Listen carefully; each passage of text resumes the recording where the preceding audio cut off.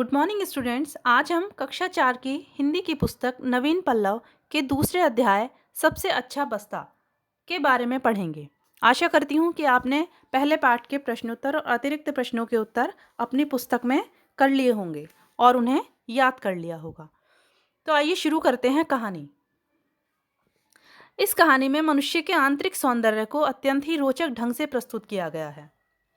यह कहानी एक छोटी सी लड़की यशोदा के बारे में है, जो बहुत ही दयालु स्वभाव की है। एक दिन यशोदा पाठशाला से लौटकर अपनी माँ से कहती है कि आज हमारी अध्यापिका कहती थी कि पुस्तकें रखने का बस्ता बड़ा सुंदर होना चाहिए। अगले सप्ताह वे हम सबके बस्ते देखेंगे। जिस लड़की का बस्ता सबसे सुंदर होगा उसे एक सुंदर गुड़िया इनाम में दी जाएगी। वह कहती है कि माँ, मैं चाहती हूँ कि आप मेरा एक सुंदर सा बस्ता सिलें जिससे वह इनाम मुझे ही मिले।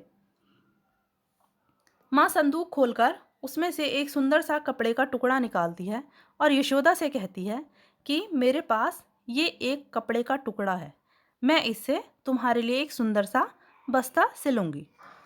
दूसरे दिन सभी लड़कियां अपना अपना बस्ता अध्यापिका को दिखाने के लिए ले जाती हैं, लेकिन यशोदा जानती थी कि कपड़ा हाथ से मसलने से मैला और खराब हो जाता है, इसलिए वह बस्ता पाठशाला नहीं ले गई। धीरे धीरे वह दिन भी आ गया जिस दिन बस्ते के लिए इनाम मिलना था। हर एक लड़की सोच रही थी कि सबसे अच्छा बस्ता उसका है, लेकिन जब उन्होंने यशोदा का बस्ता देखा तो कहा, यशोदा तेरा बस्ता बहुत सुंदर है, इनाम तुझे ही मिलेगा। यशोदा सुनकर खुश हो जाती है। जब वो लड़कियां आगे बढ़ती हैं तो रास्ते में देखती हैं कि एक बूढ़ी स्त्री धरती पर पड़ी है। वो बहुत ही निर्बल अवस्था में थी और उसके शरीर के ऊपर मक्खियां भिनक रही थीं, लेकिन कोई भी उसकी सहायता नहीं कर रहा था। जब यशोदा ने बुढ़िया को देखा तो उसे उस पर दया आ गई और उसकी दृष्टि अपने सुंदर बस्ते पर पड़ी। उसने जल्दी से बस्ते से सारी पुस्तकें निकाली और उसके सारे टाँके खोल दिए। उस सुंदर फूलों वाले कपड़े को यशोदा ने आगे बढ़कर बुढ़िया के घावों पर डाल दिया। यह वही बस्ता था जिसे उसने बड़े चाव से तैयार करवाया था, जिसे देखकर वह फूली नहीं समा रही थी, जिसके कारण उसे इनाम मिलने की पूरी पूरी आशा थी। बुढ़िया यह देखकर बहुत खुश हुई और उसने यशोदा को बहुत आशीर्वाद दिया। यशोदा जब स्कूल पहुंची और सब बस्तों का निरीक्षण हो रहा था तो यशोदा के पास कोई भी बस्ता नहीं था। वह अपने हाथ में पुस्तकें लेकर कक्षा में दाखिल हुई। अध्यापिका ने उससे पूछा कि तुम्हारा बस्ता कहाँ है? यशोदा ने कुछ उत्तर नहीं दिया। अध्यापिका को क्रोधित देखकर उसने रुक रुक कर सारी कहानी सुना दी। यशोदा की सहेलियों ने भी अध्यापिका को विश्वास दिलाया कि यशोदा का बस्ता सबसे सुंदर था और उसने उसे खोलकर बुढ़िया के जख्मों पर डाल दिया। यह सुनकर अध्यापिका की आंखें भर आईं। उन्होंने उठकर यशोदा को गले लगा लिया।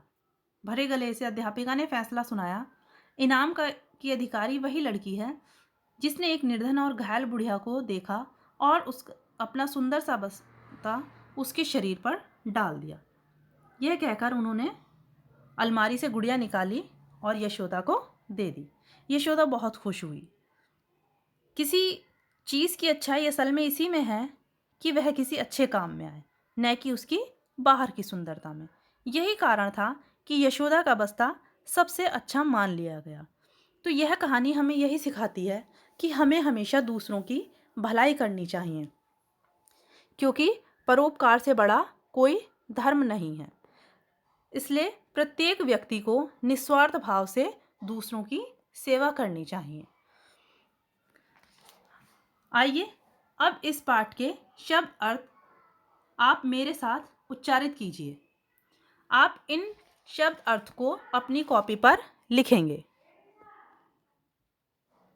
पाठशाला, विद्यालय, इनाम, पुरस्कार, मनोहर, सुंदर, निपटारा, समाप्त करना, लहू, खून, तंग करना, परेशान करना, दृष्टि, निगाह, जख्म, घाव, फैसला, निर्णय, निर्धन, गरीब।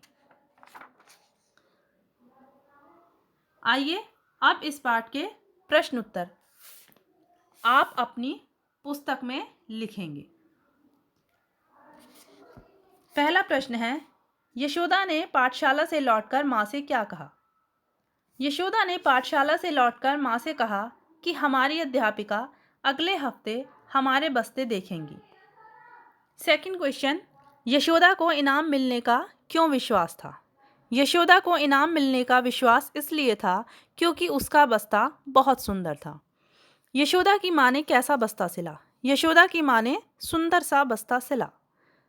यशोदा को बुढ़िया पर दया क्यों आई? बुढ़िया की दयनीय अवस्था देखकर यशोदा को उस पर दया आई।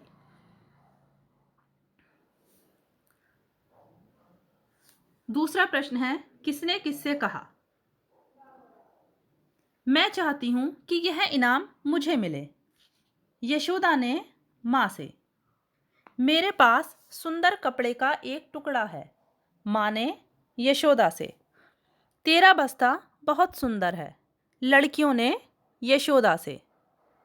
एक सप्ताह बाद बताऊंगी कि किसका बस्ता सबसे अच्छा है। अध्यापिका ने छात्राओं से। तुम्हारा बस्ता कहाँ है? अध्यापिका ने यशोदा से। तीसरा प्रश्न है, वाक्य प्रयोग कीजिए। बड़े चाव से। इसका वाक्य है, बंदर केला बड़े चाव से खाता है। सेकंड, फूली न समाना। यशोदा अपना बस्ता देखकर फूली न समाई। इसी के अनुसार आप अन्य वाक्य भी बनाएंगे। व्याकरण बोध। व्याकरण बोध फर्स्ट क्वेश्चन, विशेषण विशेष्य अलग कीजिए। इस प्रश्न में आपको विशेषण और विशेष्य को अलग अलग छांटकर लिखना है। सुंदर गुड़िया, सुंदर विशेषण, गुड़िया विशेष्य। मनोहर फूल, मनोहर विशेषण, फूल विशेष्य। निर्बल बुढ़िया, निर्बल विशेषण, बुढ़िया विशेष्य। हजारों आशीर्वाद, हजारों विशेषण, आशीर्वाद विशेष्य। अच्छा बस्ता, अच्छा विशेषण, बस्ता विशेष्य। सेकंड क्वेश्चन, दो दो पर्यायवाची शब्द लिखिए। इसमें आपको सभी शब्दों के दो दो पर्यायवाची शब्द लिखने हैं। फर्स्ट है माँ, माता जननी। पुस्तक किताब पोथी। फूल पुष्प सुमन। लहू रक्त खून। आँख नेत्र नयन। तीसरा प्रश्न है, शब्दों को शुद्ध कीजिए। इसमें आपको सही मात्रा के द्वारा इन शब्दों को सही प्रकार से लिखना है। निर्धन, अध्यापिका, निरीक्षण, बुढ़िया, अधिकार।